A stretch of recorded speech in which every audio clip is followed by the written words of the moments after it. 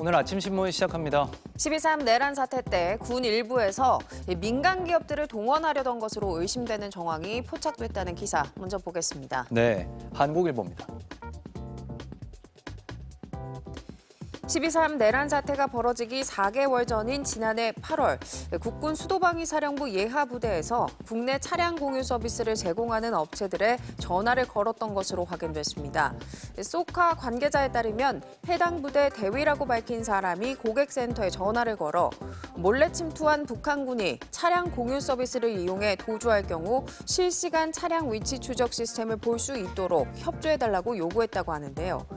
해당 부대에서는 2차례 더 연락해서 차량의 실시간 위치 추적을 시연해달라며 협조 요청 공문까지 보냈다고 합니다. 다른 업체도 수방사로부터 비슷한 차량 협조 요청을 받았는데요. 업체들은 비상시국이 아닌데 군에서 민간 기업에 직접 요청하는 것은 법적 근거가 없다는 의견을 전달하면서 협조 요청을 받아들이지 않았다고 신문은 전했습니다. 다음은 서울신문입니다.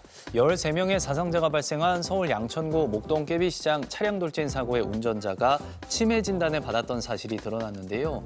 치매 환자의 경우 운전면허 수시 적성 검사를 통해 운전면허가 취소되지만 검사의 관리 체계가 허술하다는 지적이 나오고 있습니다.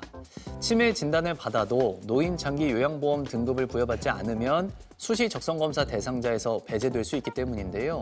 치매 진단 이후 검사를 거쳐 실제 면허가 취소되기까지 최소 4개월이 넘는 공백도 발생합니다. 65세 이상 노인 중 치매 환자가 2022년 기준 10%가 넘기 때문에 운전면허 정기 적성검사 때 75세 이상만 치매 검사를 하는 점도 문제로 꼽히는데요. 치매 진단 직후 경찰에 곧장 통보하는 체계를 구축해야 한다는 조언이 나옵니다.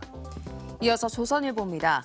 독서가 개성 있는 유행으로 분류되면서 독서 인증샷 등을 소셜미디어에 올리는 이른바 텍스트 힙이 2030 세대 사이에서 유행하고 있습니다. 텍스트 힙을 계기로 독서에 진지하게 입문하는 젊은이가 많아지고 있는데요. 서울 주요 대학의 도서 대출 현황을 살펴본 결과 전공 서적이 대다수였던 예년과 달리 대출 상위 10건 중 8건에서 9건이 문학 작품이었고요. 젊은 층의 순수 문학 작품 구매율도 늘어나고 있습니다. 쇼트 영상 같은 단발성 자극에 지친 20대들이 활자를 음미하는 즐거움을 찾게 된 것이 유행의 원인이라는 분석이 나오고요. 한강 작가의 노벨 문학상 수상 역시 MZ세대의 문학작품 소비를 늘린 주된 원인으로 꼽힙니다. 다음은 지역신문 기사 살펴보겠습니다. 먼저 경북일보입니다. 제주항공 여객기 참사 이후 공항 소방대 초동 조치 중요성이 다시 주목받고 있는데요. 하지만 대구, 포항, 경주, 광주, 사천, 군산, 원주공항은 자체 소방대가 없어서 항공기 사고 시 군부대나 인근 소방당국의 도움을 받아야 합니다. 하지만 군부대는 본래 군사작전을 우선시하면서 소방대 역할을 겸해야 해서 초동 조치에 한계가 있다는 지적이 나오고요.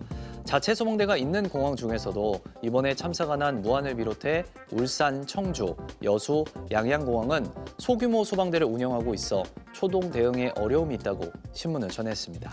끝으로 제주일보입니다.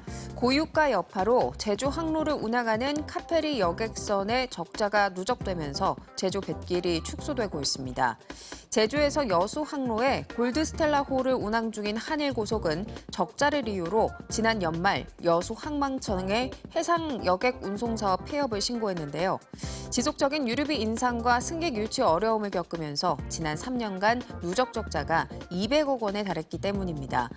제주와 여수 뱃길이 끊기면서 현재 제주와 내륙을 오가는 여객선은 6개 항로에 8척으로 줄었습니다. 지금까지 오늘 아침 신문이었습니다.